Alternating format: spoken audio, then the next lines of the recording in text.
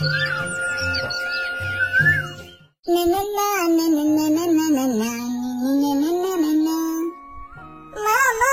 आज कौन एमती सजाउच तमे कोठी जिबो की मिकी आम जंगल सब स्त्री चढ़ई माने मिसी आज जंगल भितरे बनभोजी करिबु साथी मां ताले मु भी तम सहित बनभोजी करबाको जीबी एकला मते घरे जमा भल लागिबनी नहीं रे मिकी ए जो खरा होची तोते जमा बाहर को नबर इच्छा नहीं मालो तू जमा जिद्दी करनी तू घर रह के पाठ पढ़े बनभोजी सारी आमे यथा शीघ्र घर को फेरी आसीबो आला टिकी चढ़ई कुआड़े मलुबा अरे जल्दी जल्दी सजाई के आसे से पड़े सबु चढ़ई माने प्रस्तुति हो साइलेनी यथा शीघ्र जाई आमे बनभोजी आरंभ करदबा ना नहले जदि खरा आरंभ हो जाए आउ कोन रोषेई करी हबो कहलु बुझिलु सुंदरी काऊ मते भारी डर लागुची मिकीर बापा बाहर को काम करिया को जाइछथि तांका पई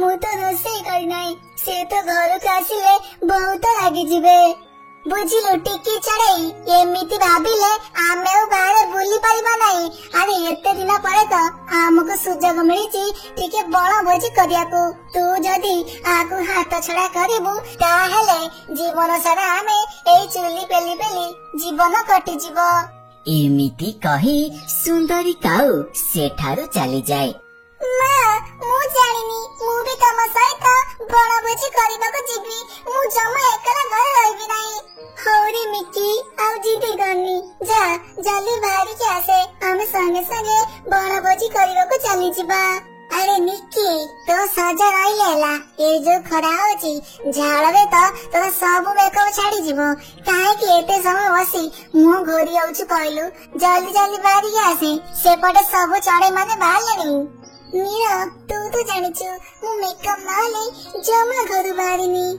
हाउ छटकी आवे ते रंग देखानी जल्दी जल्दी बाहरी के आसे किछि समय मध्यरे सबु स्त्री चढ़ई माने प्रस्तुति होई बनभोजी करबाको बाहरंती बुझिलो टिकी चढ़ई आमे गछ मूले रोषेई करिपा पाखरे तो नदी कूलटा अछि जेतबळे जाको गरम लागिबो से नदी बुड़ मारी के आसीबो अच्छा हो सुंदरी काऊ आउ गपिले किछि लाभ नाही चलो आमे रोषेई आरंभ कर दबा नले बहुत देरी हे जीवो हाँ टिकी चढ़ई तू रोषेई करे आमे सब मिसी कटाकटी करूछु एहा परे सबु चढ़ई माने निज निज काम रे लागि जांती टिकी चढ़ई रोषेई करे आउ सबु चढ़ई माने मिसी टिकी चढ़ई को सहाय्य करंती संगा संगा चलो न आमे पहाड़ कूलक जाई खेली के आसीबा इठी बसी बसी जमा भल लागनी मिकी ता सांग को धरी पहाड़ पाखु गला आउ सेठी फुटबॉल खेलिबाको लागिला हेले एपटे सबु स्त्री चढ़ई मानक स्वामी कामरु घर को फेरंती घर को फेरी देखंती तो घरे तो तांको स्त्री नथिले आउ रोषेई मध्य किछि होई नथिला एमिति सब देखी से माने तो बहुत रागी जांती अरे टिकी चढ़ई कुआड़े गल ए खरा काम करी करी देह कण हो गलानी जल्दी दिटा पखाल भात आइल बासी पखाल को सुखुआ टिके हेले बहुत भल होंता रघु चढ़ई एते डाकिला परे मध्य टिकी चढ़ई ता कथार जवाब दे नाई रघु चढ़ई जाई देखिला तो टिकी चढ़ई तो घरे नथिला बुझिल कालू भाई मोसी टिकी चढ़ई आ मो झियो मिक्की मते न कही कुआड़े चली आइचंती घरे तो टिकी चढ़ई रोषेई मध्य किछि करिनी मते तो बहुत भोक लागिलानी हाँ दे रघु भाई मोसी सुंदरी काऊ भी कुआड़े चली जाइछि सबु चढ़ई माने तांको स्त्री को जंगल सारा बुली बुली खोजु थांती कि सेई समय रे मुन्ना चढ़ई आसी सेमानको कुहे अरे भाई माने तमे माने इयाडे का खोजुछ अरे तम स्त्री माने सबु नदी कोले बनभोजी करूचंती कौन हैला आमको उपास रखी से माने नदी कोले बनभोजी करूचंती रहिता तांका बनभोजी को मु एमिति हाले खराब करिबी आउ केबे भी बनभोजी करियाको भाबिबे नाही एहा परे समस्ते नदी कूल पाखु जाती आउ गोटे गछ मूले लुचि देखती अरे सतरे तो एमाने तो आमको उपास रखी इठी स्वादिष्ट स्वादिष्ट खाद्य तैयारी करी खाइबा लागिलेनी टिकी चढ़ई ଆମ ତ ରୋଷେଇ ସରିଗଲାଣି, ଚାଲ ଆମେ ସବୁ ମିଶି ଝରଣା କୂଳକୁ ବୁଲି ଆସିବା। ହଁ ସୁନ୍ଦରୀ କାଉ, ରୋଷେଇ କରି କରି ତ ମୋ ଦେହରୁ ପୁରା ଝାଳ ବାହାରିଗଲାଣି। ଚାଲ ଟିକେ ଝରଣା କୂଳକୁ ବୁଲି ଆସିଲେ ବହୁତ ଭଲ ଲାଗିବ। ଏହା ପରେ ସେମାନେ ଝରଣା କୂଳକୁ ବୁଲିବାକୁ ଯାଆନ୍ତି। ଯେମିତି ସେମାନେ ଝରଣା କୂଳକୁ ବୁଲିବାକୁ ଯାଆନ୍ତି, ସେଇ ସମୟରେ କାଳୁ କାଉର ମୁଣ୍ଡରେ ଗୋଟେ ଦୁଷ୍ଟ ବୁଦ୍ଧି ପଶେ। ବୁଝିଲ ଭାଇ ମାନେ, ତମେ ମାନେ ଏଇଠି ଅପେକ୍ଷା କର, ମୁଁ ସଙ୍ଗେ ସଙ୍ଗେ ଯାଇ ତାଙ୍କର ସବୁ ଖାଦ୍ୟକୁ ଟେକି ଆଣୁଛି। ସେମାନେ ଆସିବା ପୂର୍ବରୁ ଆମେ ବଣଭୋଜି କରିଦବା। ଏମିତି କହି କାଳୁ କାଉ ତାଙ୍କ ଖାଦ୍ୟକୁ ଚୋରି କରିବାକୁ ଯାଉଥିଲା। ଯେମିତି କାଳୁ କାଉ ତାଙ୍କ କଡେଇକୁ ଟେକିବାକୁ ଯାଉଥିଲା, ସେ ଗରମ କଡେଇରେ କାଳୁ କାଉର ପର ଲାଗି କାଳୁ କାଉର ପରତ ପୋଡିଯାଏ।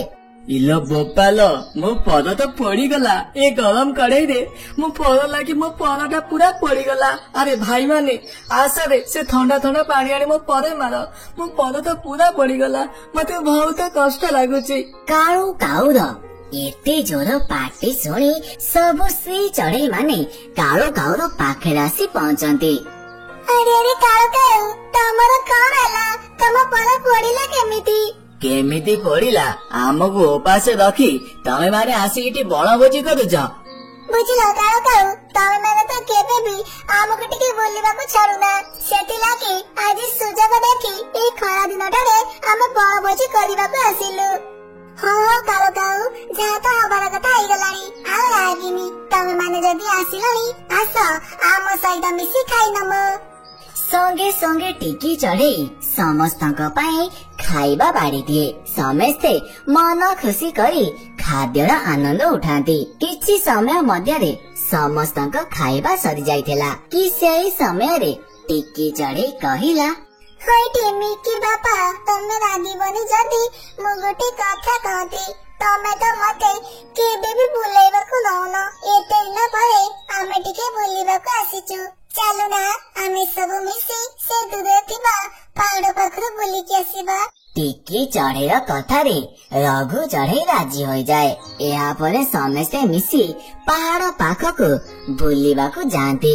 ପାହାଡ ପାଖରେ ପହଞ୍ଚି ସମସ୍ତେ ବହୁତ ମଜାମସ୍ତି କରନ୍ତି। କିଏ ଫଟୋ ଉଠଉଥାଏ ତ ଆଉ କିଏ ଭିଡିଓ କରୁଥାଏ।